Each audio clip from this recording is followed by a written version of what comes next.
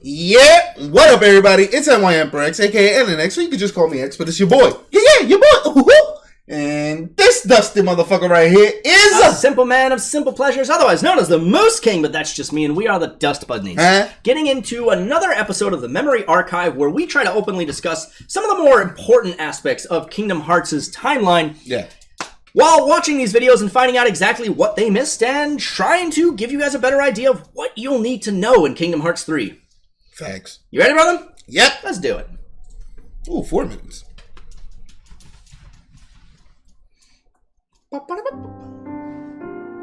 Ooh. Love that sign. Yeah. I got one of those. Think now for a moment about your best friend. My best friend. Bear Yo. to lose. What's up, brother? For the 7 days since one of them is half of Sora and the other half is absorbing his memories. Roxas. And the number 13 were all I had. His mind a blank slate, Roxas starts counting the days, determined to never forget anything again. Yep. He and his friend Axel go on missions for the organization. Today makes 255. It's been that many days since I first joined the organization. Yep. So, you got the number memorized, do you?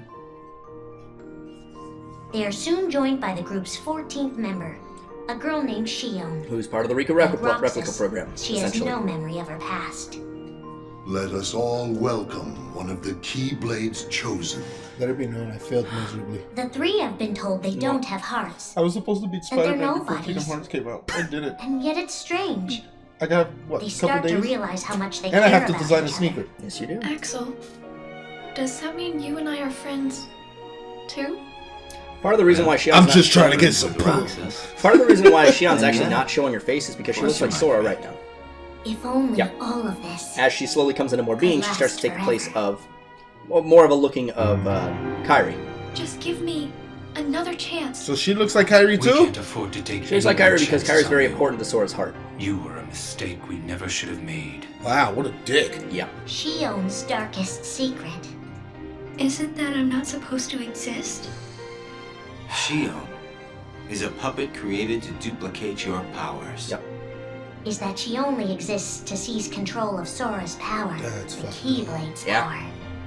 358 over Both 2 of them days, man. have connections to Sora. It was dark. But we only need one of them. You mean they have to destroy her? Answer me! The original Organization 13 was really Roxas. a way for him to try to possess If all somebody 13 doesn't- memories, wasn't it? Yes, yeah, and I'll get to that in this video for sure. If they really have no hearts, then why does the truth hurt this much? Spoiler alert, they do! The grief, In You a can't sense. turn on the organization. You get on their bad side and they'll destroy you. No one would miss me. Fuck out of here. That's not true. Basically.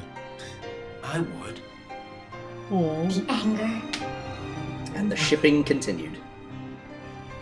They shipped Please don't together for hold back, years. Axel. God damn it. Promise. What's your problem? You both think you can do whatever you want. It's because we can. Well, I'm sick of it. Go on, you just keep running. But I'll always be there to bring you back. Really? loss. Oh yeah. You're next, Roxas. I have to make you a part of me, too. Don't you see? This is why I was She created. started to look more like Sora again because she started The losing her powers. emptiness. See you again. Ugh. I'm glad I got to meet you. This scene. And of course, Axel, too. Ugh. You are both my best friends. He's crying because he misses her and because he doesn't even remember who she is. Never forget. So he That's doesn't the even know truth. half the reason why he's crying. But she still exists in a form, believe it or not. But I believe there's hope for them. Don't you? One day they'll be together again. And what?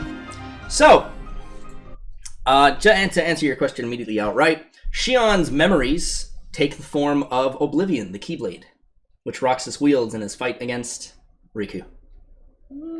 And to kind of give some symbolism on the opposite side of that, if you remember, Oathkeeper was created from Kairi's little keepsake.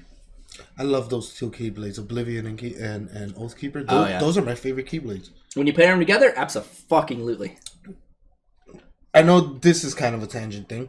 You remember in Kingdom Hearts 2, which technically is after this game. Yes. You remember when Sora has that form and he has both of them? And he's like wearing white and black. You're talking his final form. Yeah, his final form. Yeah. It's Overdrive, right? His drive form, yes. His final form. And he does that. That shit was badass. Are you talking the yellow one where one's floating forward, or the two where they're just rotating behind him? No. His clothes are just white and black. Yeah, and he's like floating off the ground, and he's got the two blade beads behind him. And he's just like when you fight, he's just, oh yeah, and the best part is he's using magic at that point, so he's flinging them all with magic around him and all that shit. Oh yeah, it's actually fantastic. I don't know. I don't know if he is or he's not. All I know is that he has Oathkeeper and Oblivion, and that his clothes represent that too because it's like the white and black, and then that drive form was always my favorite. But what I never understood was how he got into the Heartless version of himself. But we'll get into that in Kingdom Hearts 2. I can gladly help me with this one. So this is actually a very good explanation of a lot of what went on. Actually, this is probably one of the better videos in terms of what 358 over 2 days was. Right. Mm-hmm. So essentially, what we have here is a lot of what they said. To be completely honest, the replica program created Shion to store the memories of Sora while Naminé was taking them away. Right. Mm-hmm. And the problem that happened was Shion was a backup in case, Roxas didn't work, and Roxas was a backup in case Sora didn't work, right? Mm-hmm. So Master Xehanort had a lot of fail-safes in this program here. Now, what's interesting to note initially about Organization 13, in its first incarnation, Master Xehanort had the plan to essentially put little pieces of his heart inside all of them in much of the same way that he was able to take over Terra's heart, right? Mm-hmm. And it would be a lot easier with them because they're actual nobodies, right? So all these organization members who were here were actually part of Radiant Garden, and they were part of a team, essentially. Right. Except for Lee and one other person. They were actually younger kids when this all happened, when Hollow Bastion essentially exploded. So they were all taken in the organization. They all have pieces of Master Xehanort's heart inside them. And there were two members specifically, which were Zion, which is the one that was the blue hair that was talking to Shion. Him and Xigbar were actually the only ones to actually embrace that part of their heart, quote unquote, which is why their eyes actually turned yellow much later on. Now, with Shion, since she was brought into being with those memories, right? She initially started looking off like Sora because, that's Sora's heart in a sense, right? It's his memories in his shape, so she takes the shape of him. Throughout his memories, Kairi was always very prominent, which is why she starts to look more like Kairi as she gains more of those memories, right? Now, what happened essentially is as she got more powerful with more of these memories, she started to actually leech off of Roxas unknowingly, right? And it started to drain Roxas of his powers. There was actually a point where he wasn't able to use his Keyblade anymore because his heart had become so weak. She's draining him. Because she's draining him, which is why she said to Axel... Did she know she was draining him? Eventually, she found out that she was, which is why when she was up against Axel, she's like, don't hold back. You have to destroy me. This is the only way. One scene they didn't actually show in this, which is actually where her body ends up on Destiny Islands, right? Mm-hmm. As it's slowly fading away more and more and more.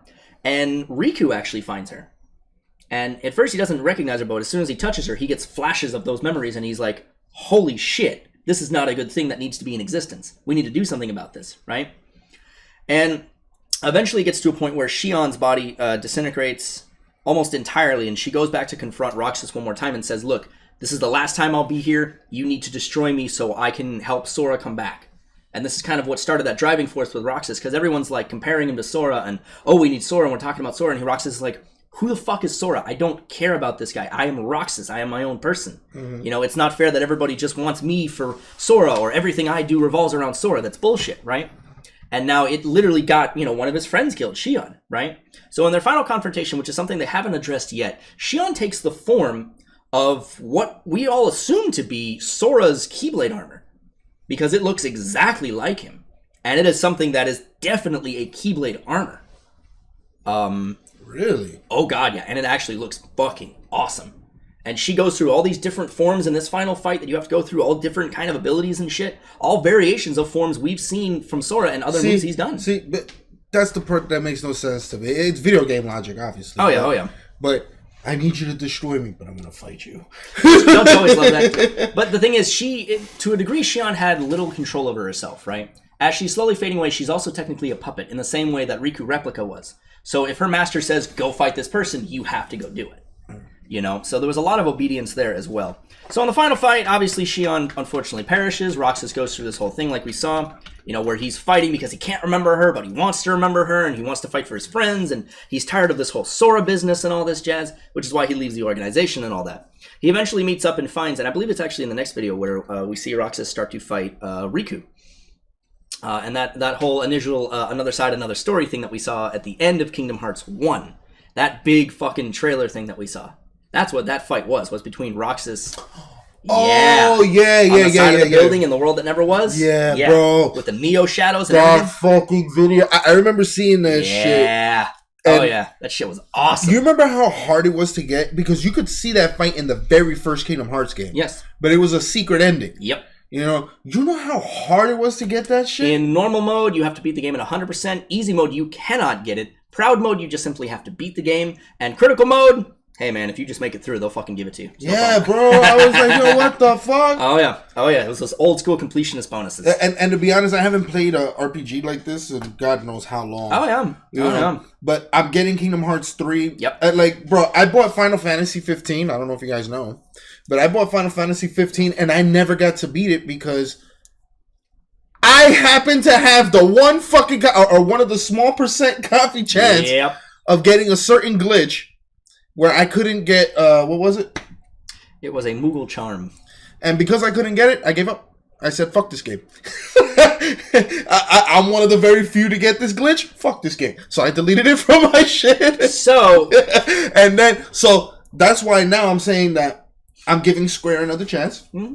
Good. And honestly, I've been waiting forever to get this. Oh god, yeah, we all fucking have. Whether you know the series through or not, it's just always a fun game. You know what I mean? If nothing else. I mean, I always had the first game, the second game. Mm-hmm. I didn't get all the in-betweens because that was more like Nintendo-based games. And if you remember, I didn't have a Nintendo back then. And that's why I was always the one who like filled you in on all that shit. Yeah, the only one that I didn't get to play that I really wanted to, but now I have a chance because I bought the story so far. You did. You can play all the ones. Birth by Sleep. Yeah.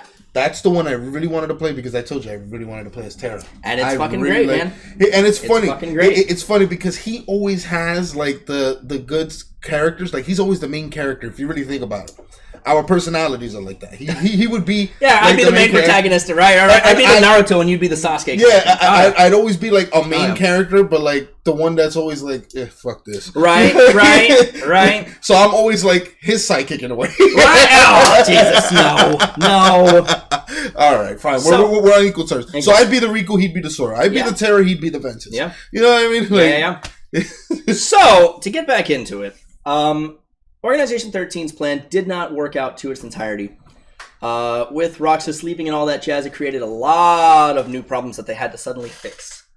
And we end 358 Days Over 2. You can pronounce it either way. I don't give a shit. I know there's a lot of people who make a big fuss about how to pronounce that title, but 358 over 2 days. But that's the thing. It can be, from a technical standpoint, it's technically 358 days over 2, but I've always pronounced it 358 over 2 days, so it doesn't fucking matter to me at this point. Man, it's 358 over 2 days. You guys got a problem with it? Fuck you. Fight me. So, we ended with the fight between Roxas and Riku, and that fight is actually what prompts Riku to have to delve into the darkness into his heart and pull out the Ansem side and delve into that power. Mind you, this is when Riku is kind of on his exploration, because one of the things that happened at the end of Chain of Memories is Riku is actually approached by Diz at a crossroads, right? Mm-hmm. And Diz says to him, so where are you going to go? Are you going to go light? Are you going to go dark? And he's like, I'm going to head towards, the middle ground. And he's like, so you're just going to go towards nightfall? And he's like, I like to think of it as the way to dawn. So that's where he kind of goes, and now Twilight. He's sort of, Twilight.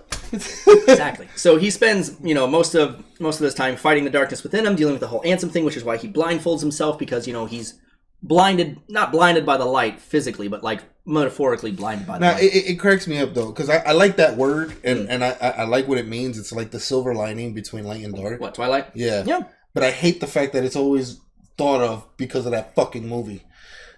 Which movie? Oh God, no! Why? But I really like the word, and I really like its meaning. Right. You know what I mean? But it's just unfortunate that now whenever you hear the word Twilight, you think movie. You know what I mean? But in the meantime, guys, brush that dust off your shoulders. I managed to kill it, yeah!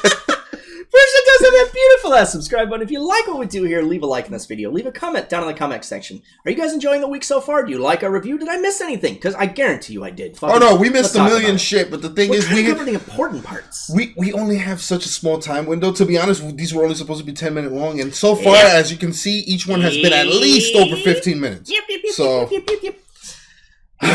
If you absolutely love what we do here, right, share us out to your friends. Tell everyone you've ever met and everyone you've never met about what it is we do here. Don't forget to give that bell a little ring so you always know when our next video goes live. And if you absolutely adore what it is we do here, drop us a tip on Patreon. We'd really appreciate it. Remember, guys, 2 tiers. First one is a tip jar. Second one gets your name in the scrolling credits. Timmy! But we'll see you guys in the next episode. Peace out. Bye, bitches.